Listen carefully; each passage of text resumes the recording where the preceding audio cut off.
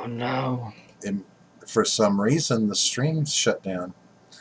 But we should be back now. Oh no. That's weird. I wonder how much we lost. Did it ever start? Yeah, it had to start. People were watching us. So, I don't know. That's weird. I wonder if I had a... That's really... I blame John. Don't blame me. Yeah, Okay, live there we shows go. be a cruel, cruel mistress. We know it as well as anybody. All right. It said it never started. What do you mean it never started? We got an F. Oh no. Because I know it was started. So, okay, refresh. We really got nothing? That's so unfortunate. Well, it's only been 15 minutes. We could start again. Oh no. I swear this never happens to us. Now it did. Okay. Oh my so God. So now we're back. All right. Well, hey folks, welcome to the Generational Gap. Apparently we've been doing this for a while and nobody knew it. But there's been a great conversation and we're glad you finally decided to join us. Don't know what held you up. But as usual, it's me and it's John over there. And tonight we've got Lauren Chen. In case you didn't know, Lauren is coming to us from YouTube fame and lots of it. See, now we got to go through our questions again. how long did it take them? All right, well, so your audience is super polite that they've been waiting patiently. Right? Well, they've probably just been waiting for you, because if it was just us, they'd be like, "Screw this, we're out." Right. Oh, we would have heard a lot more at that point, wouldn't we? Oh yeah. They would not be polite to us, I promise. So, right. Well, here's egg on your face. Thanks. Yeah, right. So anyway, John, Lauren, I have to apologize. Apparently, your entire introduction of how fun you are and how you got into all of this, and yeah, that's all gone. Yeah, John. No worries. I'm warmed up now, so it's going to be super good this time. Oh, all right, perfect. Good. So, Lauren, welcome to the show. If you don't mind, can you very quickly give folks an idea of who you are and where you come from for us? Sure. So I've been making videos about politics, cultural issues for around 3 years now, which sounds like a crazy amount of time, but I started off just doing YouTube as a side hobby for fun.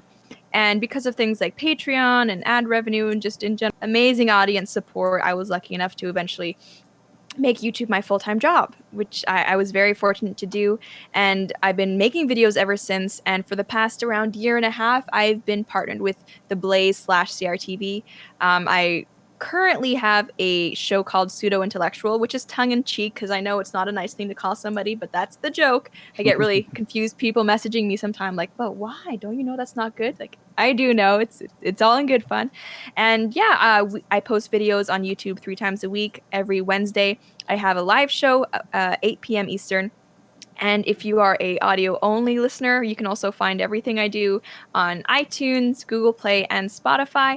And I just pretty much enjoy talking about politics as well, but it's been a lot of cultural issues lately since I've realized that politics is really downstream from culture. And I think for a lot of people on the right, we've been ignoring the culture for too long, and that's why unfortunately so few young people, especially historically, have identified as conservative. So I'm trying to make it cool and trendy.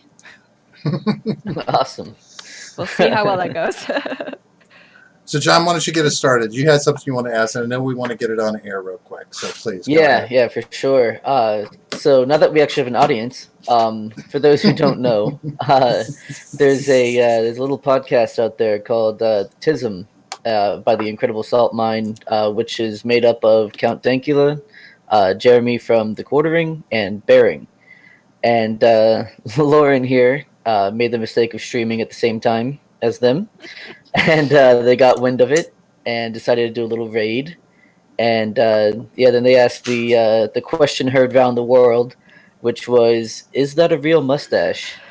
And it got a pretty good laugh. Made it around a few times to some other streams as well. So I just want to know, what was going through your mind during that time. So, in my defense, it's really hard to pick a time slot to Yeah. stream that isn't taken from someone else, right? Because Matt and Blonde, Beauty and the Beta, I know you guys have interviewed Matt. They're, Yes. they're Wednesdays at 9 and also Sundays at 9. Sundays at 9 is the best time slot, by the way. That's like prime time. I envy that time slot, but I don't want to stream at the same time as them. Crowder's on Thursday. It is hard. So eventually, when we were going to start the live show, we did end up choosing Wednesday at 8. And I think it was one of our, it wasn't our first one because if I remember correctly, we had ironed out most of the technical issues by then, which took a while, but it eventually happened. And I'm sure you guys find it as well. It's sort of hard sometimes to pay attention to the live chat while you're doing the show because like you want to read everything, but you also want to sound competent, so it's juggling.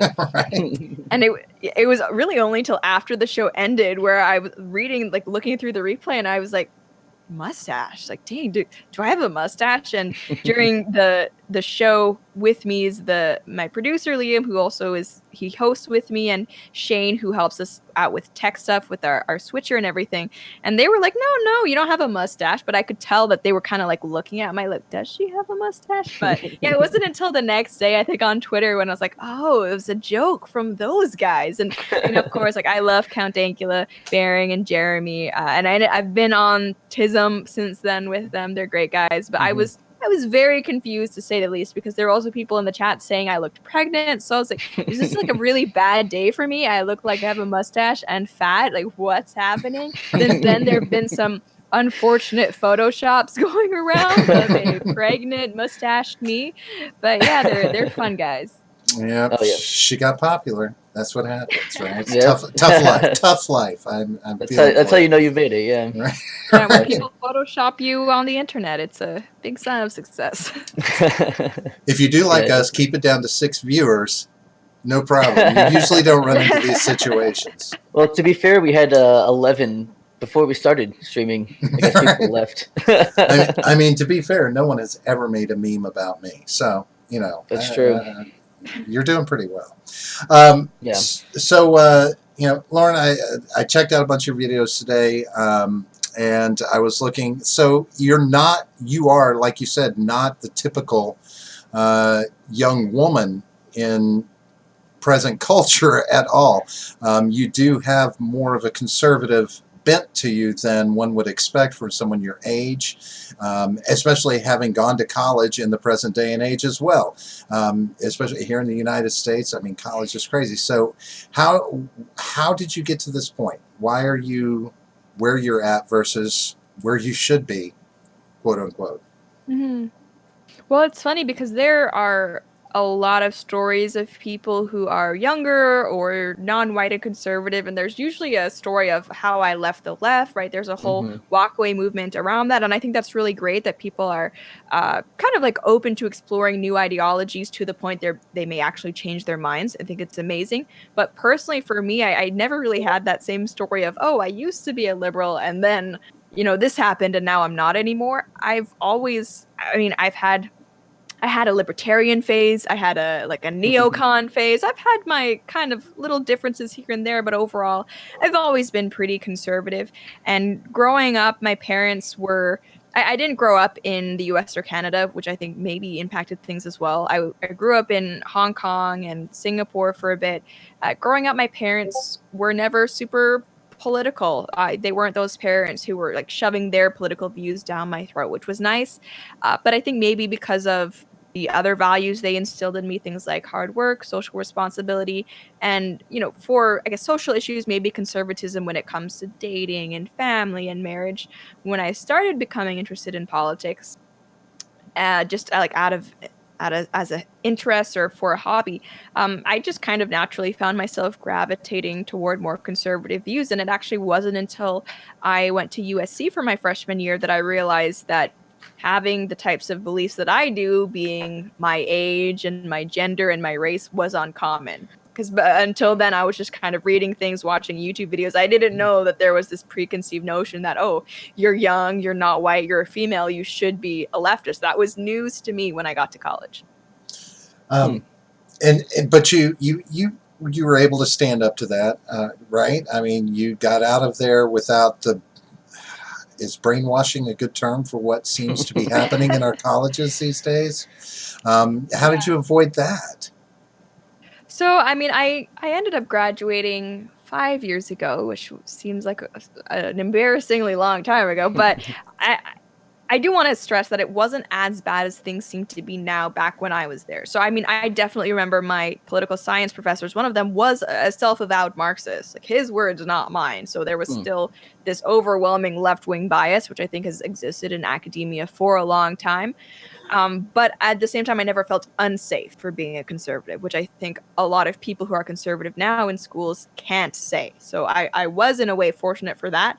But I do remember I got some pushback from peers because of my views, and I did feel that I was kind of an outlier. And that's why the college Republicans for me were such a I don't wanna say safe space, but they were a relief. They made me feel even though there were only, like, 10 other people out of, like, a school of 65,000 who came to the meetings, they made me feel like I wasn't crazy, and that's why to this day, if there's ever a college Republican group that wants to have me, I'll gladly go there, and it's not about, like, specifically being Republican, a party affiliation, but if there's ever any campus group that wants to talk about conservative ideas or things like liberty, free markets, I'm happy to go because I understand that for kids who are in school, those clubs are so important. It's just like a lifeline to feel like you're not the crazy one and that everyone around you maybe they're right, so I should change my mind just to fit in or something like that. Well, there does seem to be a level of indoctrination in the present day going on at colleges, so much so that I hesitate to think about my children going to college, and creating these SJWs, creating these culture wars that we're having. And I think social media is the other half of the equation that is playing into that, to where the left is really virulent. But you've said on your show that you think the left is going to eat itself eventually, and I pose the question, is that possible for them to eat themselves up, for this movement to die out before big tech is able to infiltrate the government to put their plans into action, as it were, the way they want? Well, I mean, to that, I'd have to say, first off, I think big tech has already infiltrated the government. I don't think it's a mistake or just something that was overlooked. The fact that they're one of the few industries that remains unregulated in this day and age. I don't think that just was, oh, how'd that happen? I guess we just overlooked. I think that was purposeful. If you look at where big tech spends its money, and I mean invest because they're getting something in return. But with that being said, I do think that the left is eating themselves. We're talking about like progressives and this whole like gender identity, the racial construct things. Those ideas are ultimately internally inconsistent, right? And that's why we see things even with the abortion debate. Oh, abortion is women's health care, it's a right. Oh, but I thought men can also get pregnant. But if gender is meaningless, how is there something like the patriarchy existing? You can't help but ask these questions when you examine their ideas. And I think we are starting to see more and more internal conflicts within the left. And it's not just the online Twitter activists that get at each other's throats. We even see this among people like AOC and the Squad and Nancy Pelosi, right? There's still that tension there. So I'm having a great time watching it unfold. Are the internal conflicts going to get to a point where they actually render what big tech is doing moot or pointless? I don't think so, but hey, we can always hope. Yeah, it's a tough one for me because especially you've mentioned anti-establishment. This is one of my big fears, is the corporate takeover of America, and it's not, once upon a time my thought is it's going to be retailers, it's going to be these big conglomerate companies like Walmart, and then now Amazon, but big tech, I mean Google, Facebook, all of these companies are poised to really make an impact on the government, basically buy them out is what I'm expecting, and to where it's going to impact the services that the government is supposed to control: military, taxes, education, to where it falls into those hands. Is it possible that this is a move that's going to be happening? Because I see our First Amendment potentially eroding away by these companies. Well, that's the million-dollar question among people on the right now, because if you go to, especially on social media, you see conservatives kind of arguing with each other about whether this warrants intervention. Because I agree with you, by the way. I do think that big tech poses a threat to free speech, but some other people will say, but no, they're a private company. You're not entitled to their platform, yada, yada, yada. I think if we look at things objectively, the way the law is set up now, you cannot, with a straight face, claim that Russians buying Facebook ads is election tampering, but that Facebook banning Trump supporters, that's just their right as a platform, right? You can't have it both ways. So for me, even as someone who likes small government and who isn't a fan of regulation, I see some big problems with the way these social media companies are being treated, right? If we look at Section 230, that says you can either be a platform or a publisher, but you have to choose. And if you are a publisher, you are liable for what you publish. We see now that Google and Facebook and Twitter, like we've known they've been doing for a while, they spend a lot of time on something called content curation. They choose based on their subjective bias what they want to show their users. You can't be doing all of this content curation while at the same time saying, no, I'm just a platform, what are you guys talking about? So for me, I do agree about the free speech thing, but also with the knowledge that, you know, the First Amendment really does apply to government. That doesn't mean what these social media companies are doing is okay, though. And I do think that if you're a conservative or someone on the right, even just someone who cares about free speech, this whole social media question, it cannot be ignored, because this is social media is how we communicate nowadays, unfortunately, for free Right. speech. So, how do you feel about, you know, places like Gab and Minds? I know you're going to the Minds IRL thing later on this year, right? Or next month, even, right? Mm-hmm. Um, Yeah. so, how do you think about how do you feel about them and like maybe their ability to overtake places like Facebook or Twitter or, you know, whatever these other companies are? Yeah, well, I'm a huge supporter of Minds. I interviewed Bill Ottman on my channel. We're Mhm. going to the Minds event. It's August 30 or 31st. It's Labor Day weekend on the Saturday in New Jersey. Hope to Gotcha. see anyone who's in the area there. But I think the whole thing with Minds, I've had people ask me why I don't post there more. And unfortunately, one of the reasons why I don't post there more often is one of the reasons why I'm not as sure that something like Minds is capable of organically taking over, let's say, YouTube.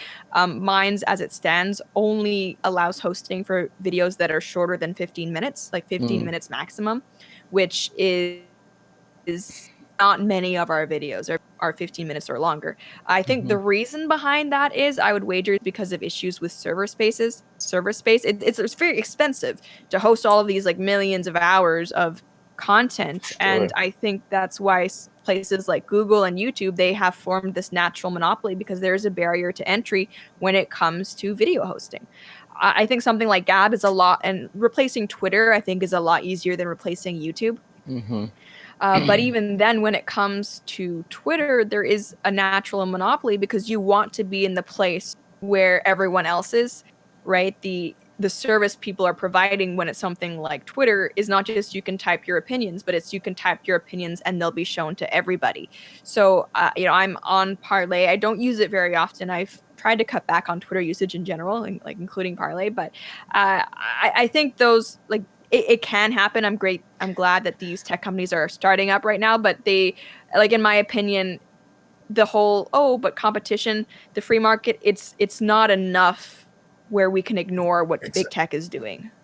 Yeah. Hmm. Well, see and for me, you run into a catch-22. I mean, you don't want big government, right? You don't Right. want them if you don't want them legislating on free speech from either side.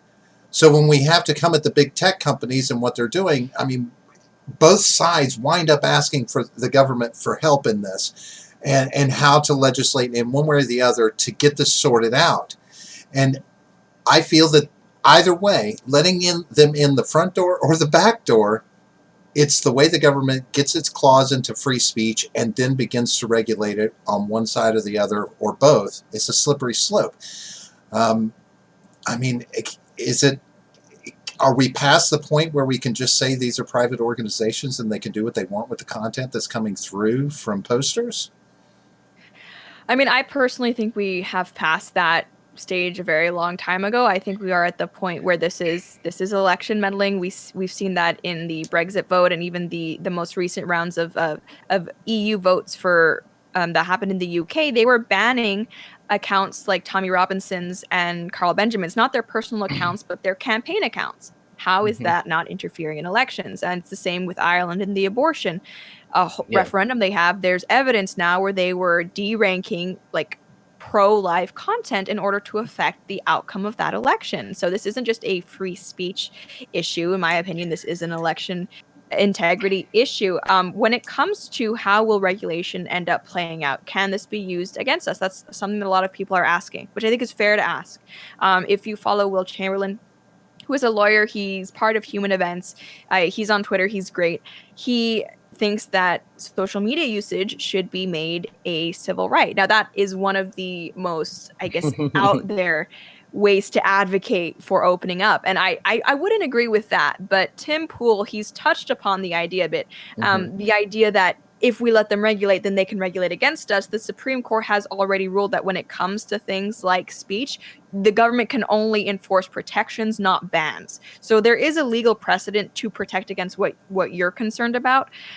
Personally, I would hope that through things like holding publishers accountable under 230, opening them up to civil suits, as well as an antitrust investigation to maybe break up big tech's monopoly, things like that. I think there's things we can do before we get to the point of actually regulating speech. I think, I'm not going to say it's like never going to happen or not necessary, but I think there's a lot of things that could be done to kind of nudge big tech in the direction before we start talking about like a government speech agency or anything like that. Yeah, well, you call me a doomsayer, but I look at, I just see the erosion. It's, for 50 years I've watched it. And it seems like the last 20 have been a much faster roll down the hill. So, I get concerned about it. I'm much more concerned about that right being infringed upon, if not completely taken over, than any other right we have. Well, we've already lost our right to privacy, so we gave that up. Thank you, Patriot Act, and all that's combined. But freedom of speech, man, because that's going to hit us all. That's going to hit us all right here in new media, and so that's. But you had an interview with Alex Jones. Did see that, and you talked about the deplatforming that's going on. Tell me a little bit about that. That had to be thrilling to even have that interview. It had to be surreal. Yeah. Right. Oh yeah, like when I was actually interviewing him, it's funny because that interview was pre-recorded because I was going to go on a road trip. So I was gone for like 12 days. So I think I had 5 videos pre-recorded in the bank while I was gone, so that there really wouldn't be a disruption in content. But it's funny because that's one of the most, I would say, controversial interviews that I've done, one of the most controversial guests that I had. But the day that it was released, I was actually whale watching in the Bay of Fundy. I had no signal when it came out. I was like, I checked the time and I was like, okay, it's going live now. I wonder what people are saying and things like that. He was really nice during the interview. He was very generous with his time. When you're interviewing someone as big as him, it's very common they'll say, all right, like 20-minute max. And if they're late, it cuts into your time. So to have an hour, it was a big deal, and I really appreciated it. But I think it was a really good interview for people who maybe weren't familiar with him and they had just heard a lot of people talking about him without actually checking out his content for himself. So I know there are going to be people who aren't happy with it, because anytime I interview someone, there's people who complain. But I think an interview is worthwhile if you can learn something about the person being interviewed, and hopefully people watching it were able to learn something about Alex Jones. Well, do you think the same thing that happened to him is going to filter down through the ranks and start targeting even, for instance, your level, even to our level? I mean, is there going to be a full systematic purge of new media? Mean, people like me and Tim Pool and Steven Crowder, we're already being affected. Like, it shows in our analytics. I wouldn't be surprised if you guys already are as well, because we kind of touch upon this in the interview with Alex Jones. what YouTube does is that they can analyze what you're saying, the metadata, like, the auto-generated subs. Those mean that they know exactly what you're saying. So what they do is they can kind of mark keywords that you say in order to gauge what your content may be about. And they use this information for maybe less malicious purposes, like determining whether to monetize your content or not, which is like, okay, fair enough. But I think what we're seeing is they're actually using that metadata in order to determine whether to derank your content or not. So there are some words that if you say it, you're much more likely to be of a certain political persuasion. We don't see people on the left often discussing like libtards, SJWs, like whatever the language may be. So they actually can know just based on that algorithm what your content's about. I wouldn't be surprised if it's affecting you guys too. So I've done at this point, I've lost count of how many videos about social media censorship. The reason why I talk about it so much and why I talked about Alex Jones getting banned, even when there are other conservatives saying, oh, it's fine, like he doesn't matter, because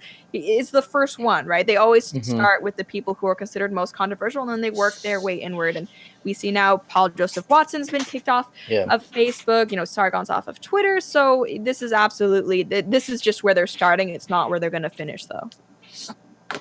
Yeah, I'm guessing you were a little bit surprised that you managed to get the Alex Jones interview up there and it's still standing, right?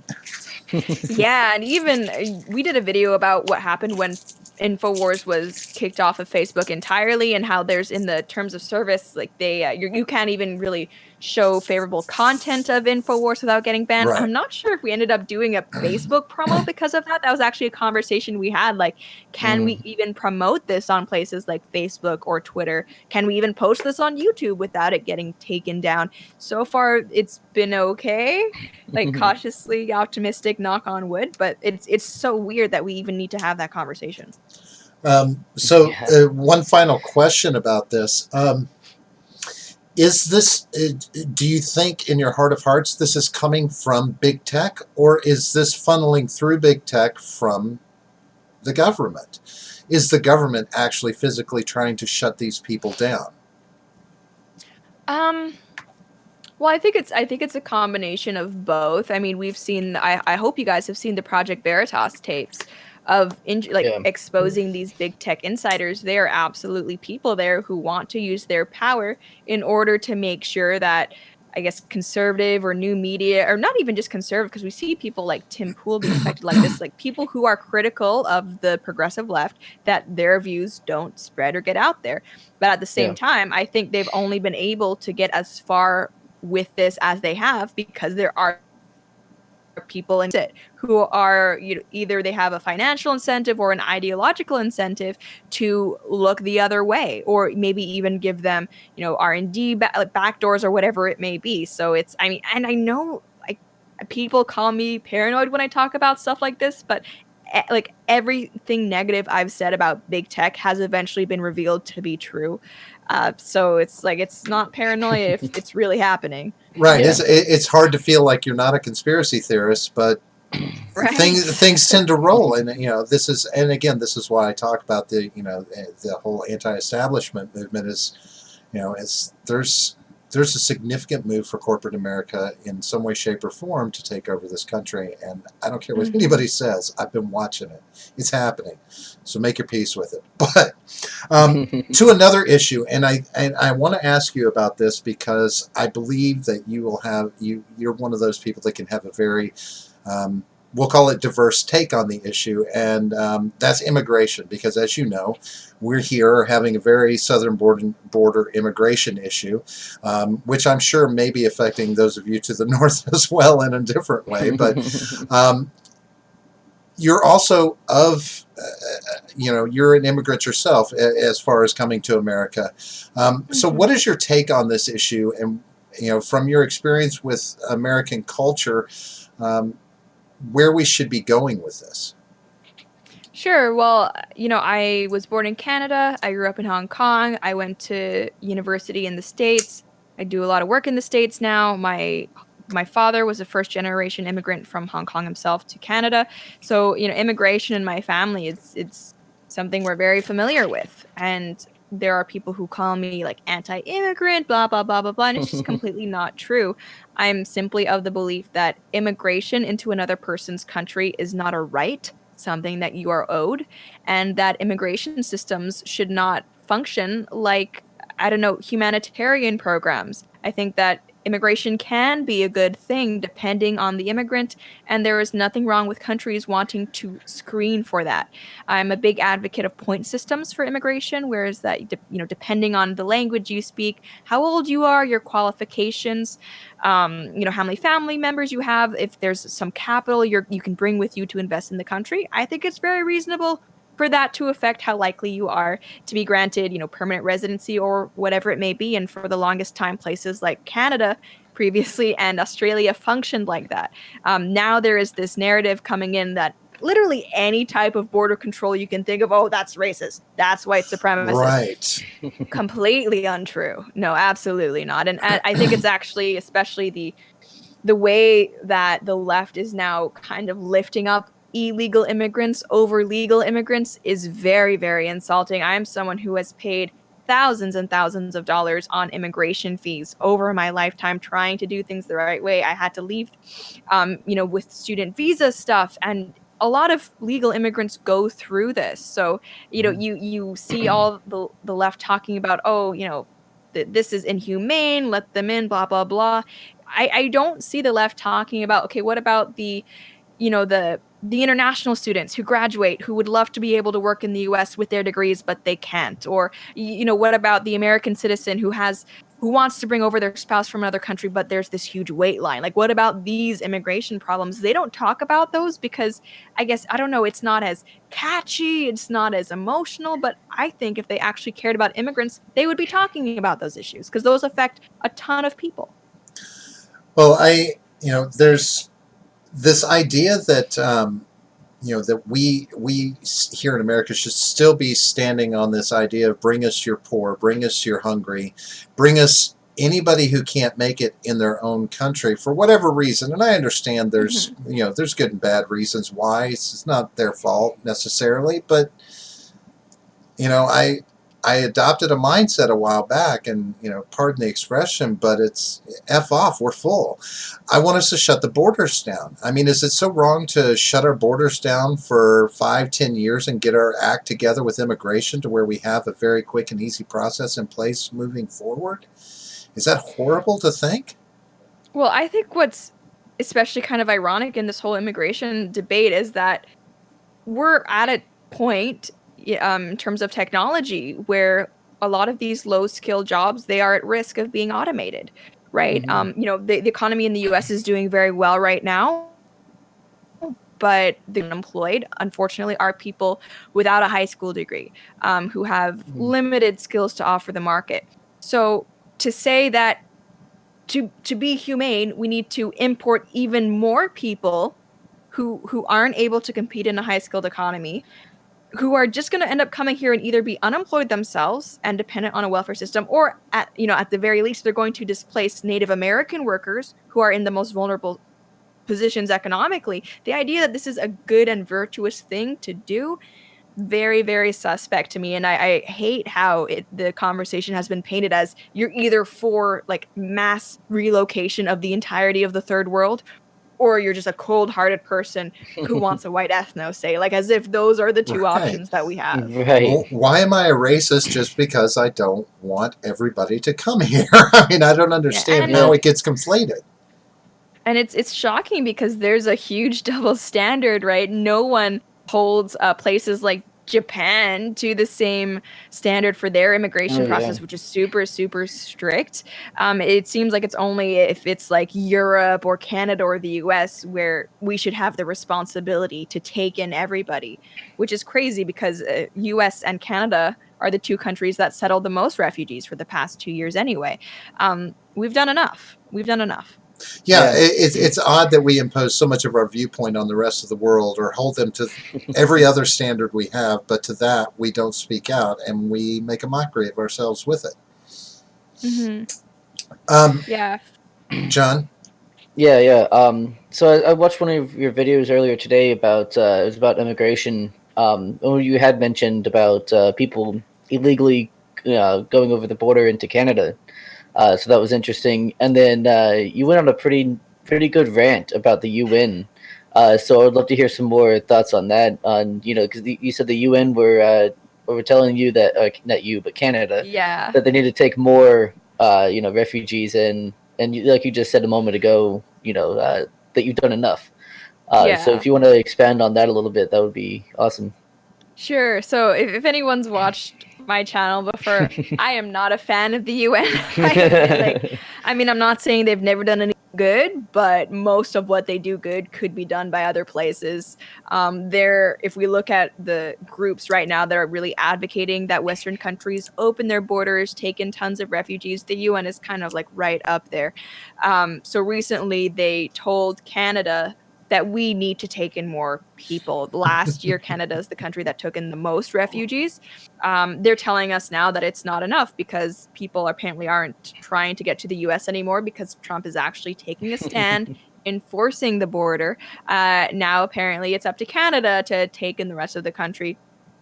I think that's a joke. I think if the UN actually cared about helping people in the third world or developing countries, whatever's the PC way to say it, they would focus more on actually making those countries better, not just lifting everyone out of those countries and putting them in different countries, because that's not development, that's just relocation.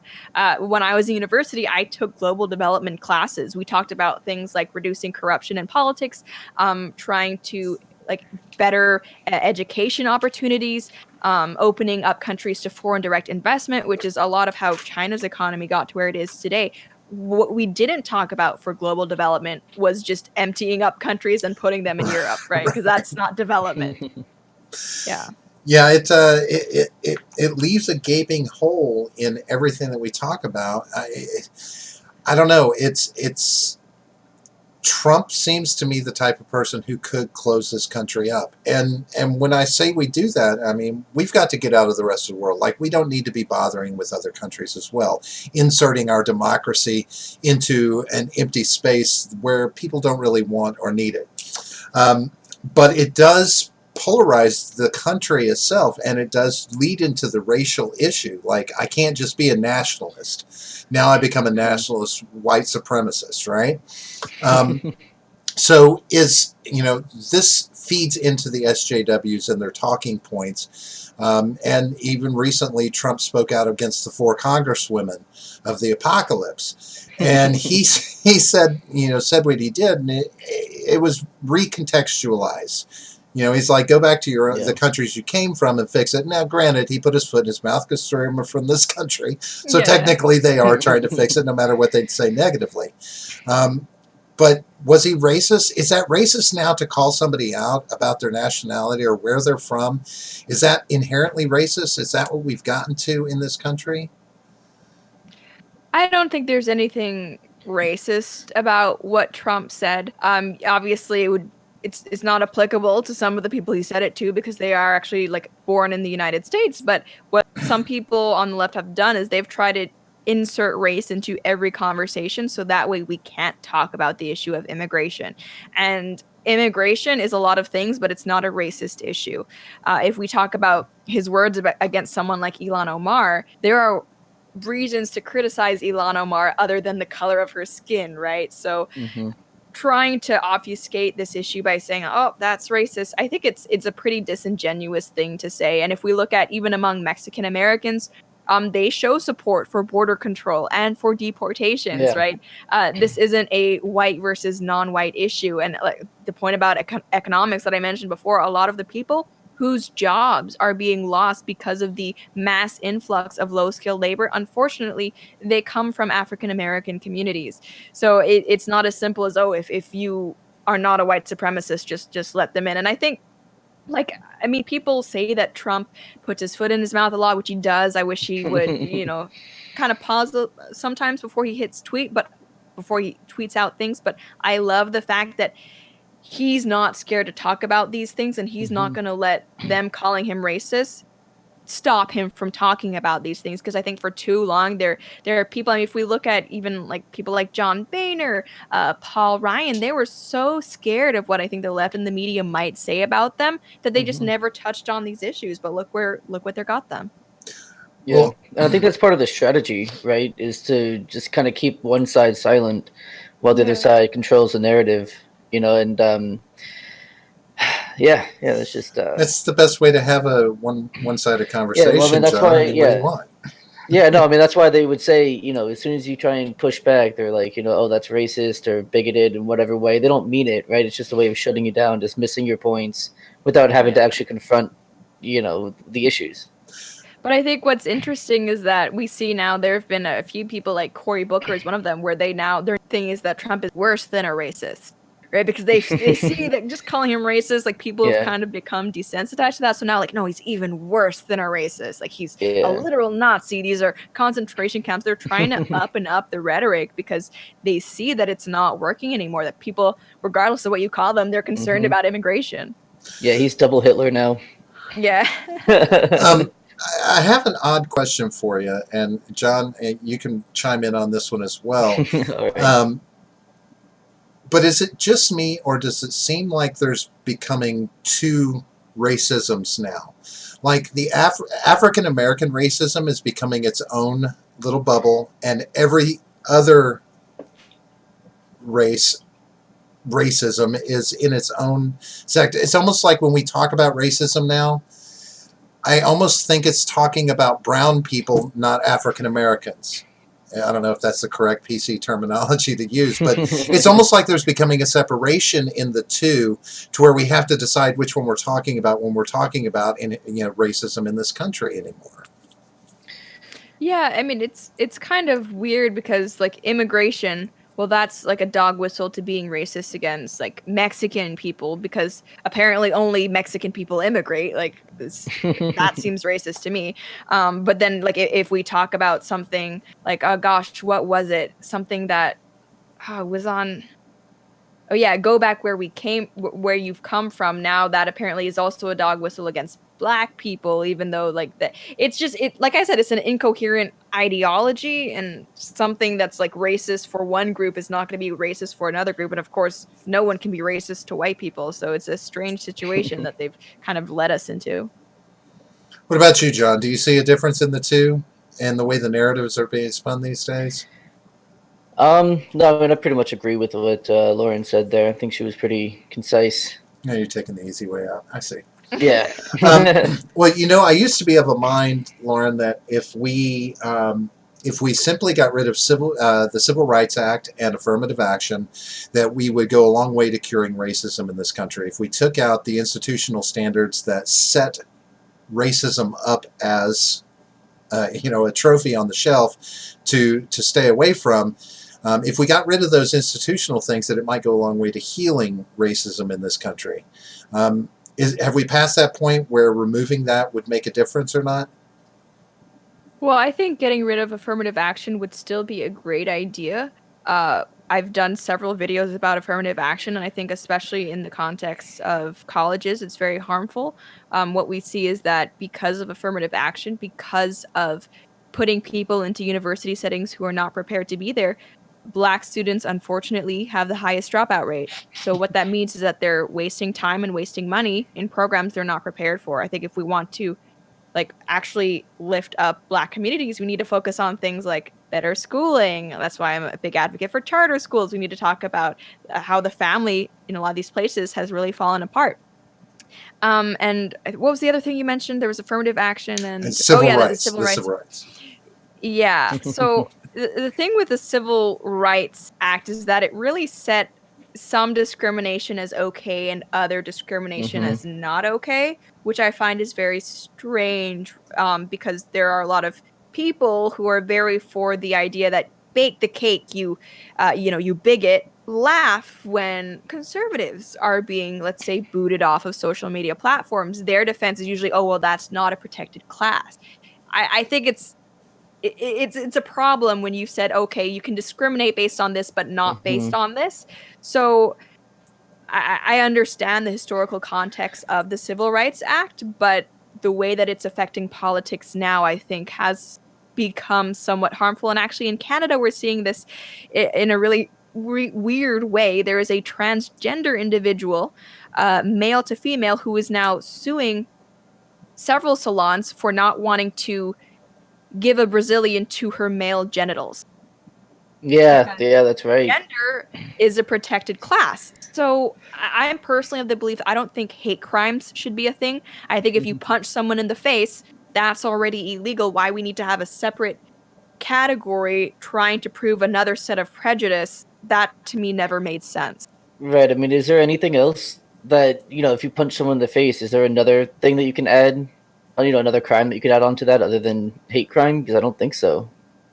Yeah, You know what I mean? the Like, thing with why hate just that? crime is, yeah, you need to, like, obviously, if you punch someone in the face, you probably hate them. Are you saying that it's worse for you to hate them because of their race than because of their political affiliation? And I think we all Hmm. know that, like, prosecution of hate crimes is probably going to only be one way, right? I doubt Oh, that, like, yeah. a white Trump supporter going through, like, some sort of, I don't know, let's see, like downtown San Francisco, if he were to get assaulted by someone who wasn't white, they would never call that a hate crime, even though that very well may be what it is. So the double standard is pretty shocking sometimes. Yeah.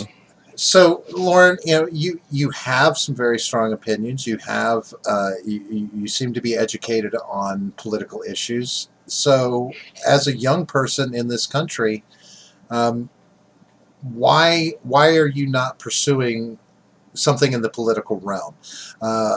This is what I look at right now as like, okay, young people need to get involved with politics to save our government, to save our country, so that we can get the old cronyism out of the way, all of this. Especially minds like this that want to end the stupidity of big government. So has this ever been an aspiration? Well, politics, running for office is something that I've been asked before. When I was in university, I did do an internship on the Hill, which at the time was my dream internship. I couldn't believe it. I got to go to the Capitol. It was amazing. That was also the experience that told me I never want to work in politics. And, I'm like, pardon my French, but those are the people I'm going to see in hell. Awful, not for me. I think that politics is extremely broken. The people, a lot of them don't go into it for the right reasons. And even if you think about like running for president, you have to have a special kind of narcissism to think, yeah, I would be the best president. I should have all this power. It's never really since then appealed to me, either from a practical or just a conceptual standpoint. And even from a more practical I guess, matter, I've said too many things to ever be elected, I think, to any sort of political office. I think Donald Trump has maybe changed a lot of like where the bar is and what's acceptable. Yeah. But still, just from a matter of practicality, I don't think I would ever win anything. And yeah, my opinions may be a little bit too strong to ever make it as a politician, because I think as a politician there's a lot of things you kind of self-censor and you can't really say, and I would be very, very hard pressed not to say those things. Well, do you think that mentality of God knows I don't want to get involved in that kind of politics, is that the kind of mentality that will keep the people that could change the patterns in Washington away, so that we're only getting new cronies in? Maybe, and I think there's a good argument to be made for that. I mean, politics is a cesspool right now, and the only people who usually tend to go into cesspools are the people who like swimming in cesspools. Um, I I don't really know what the answer is to that, because it does, even like we look at what Trump's family, for example, has been put through to run for political office in this day and age. It's not just a huge toll on yourself, but your family gets dragged into it. The things that they've said about Melania Trump and Barron have been absolutely terrible. So it's like they've created a culture where political office is something I wouldn't wish on my own worst enemy, frankly, just because of the emotional and personal toll that it takes on people, never mind any type of like behind the scenes action that might go on that would prevent you from being effective. So I don't know what the answer to that is, but I do know ever since that internship, I've after I came out of DC, I was extremely disillusioned. I was a political science major. I didn't watch the news or become interested in was interested in politics for about a year and a half afterward because I was just so burnt out and disillusioned with everything. Well, hang on, because I know you got to get going soon. So I just want to, kind of end on on this question, which is, what do you see in the future for you? Other than just maybe your YouTube channel or Blaze TV. Is there anything else that you see? Anything else that you're aspiring to? Well, something that I've always really admired about Andrew Clavin, who is one of the Daily Wire hosts. He's a great guy, super nice, is that he's also a very talented writer. So he writes fiction books, which I think is great. He's also done things with film. Ben Shapiro has also written fiction as well. I think it's really, really cool when conservatives can dominate not just independent media, but also the cultural sphere as well. And I would love to someday be an author and just write fiction, so that like if I had what I want to be when I grew up thing, that would be that right now. Aside from that, though, I would always want to do at least some sort of political commentary, on the side. I don't think I'm at a point now where I don't think I could keep my mouth shut about anything that upset me. So I don't see this side of myself like ending anytime soon. Absolutely. Awesome. All right. Lauren, I have to say thank you for coming and being with us and bearing with us through apparently our technical glitches. Sorry if there was duct tape hanging from the ceiling. Yeah. So if you don't mind, can you give us an idea of where we can look for more of you and where you're going to be, what you're going to be doing? Sure. So for the latest episodes of Pseudo Intellectual, you can, if you want to go ahead and subscribe to my YouTube channel, which is Lauren Chen, that would be very, very appreciated. Again, we're on all of the audio only like formats if you prefer that as well. Twitter is at the Lauren Chen. I used to be on that way too much. I think I'm on it a more healthy amount now, which is good for my own mental health. And aside from that, like we mentioned earlier, there's the Minds IRL conference that's going to be in Pittman, New Jersey. Let me just hang on. Let me check the date. I want to tell people the right date. Let's see. Okay, it's August 31st. So Labor Day weekend, it's going to be a lot of fun. I'm going to be there, Sargon of Akkad, Blair White, Shoe on Head, Armored Skeptic, like a whole bunch of commentators. And I'm going to be moderating a panel, and I'm also going to be a participant of a panel, which is actually about immigration. So if you want to see more of that, awesome. It'd be really fun. And if anyone can't come, I think like they are planning on recording the event. So like all of the panels will be posted online as well. Beautiful, beautiful. Thank you, Lauren. And folks, for everything that she talked about with Twitter and YouTube, you can look down below and you'll see her links there in our description. We made sure to include those. If there's any other links you want to send our way to anything, please let us know, as long as it's not porn. John, they can also find us at a few places. Could you direct them with that, please? Yes. You can find us on Twitter at the Gen Gap P. You can find our Discord server. The link is down below. And you can find us at Freedom Scoop. I was blanked on the name for a second. FreedomScoop.com. Yeah.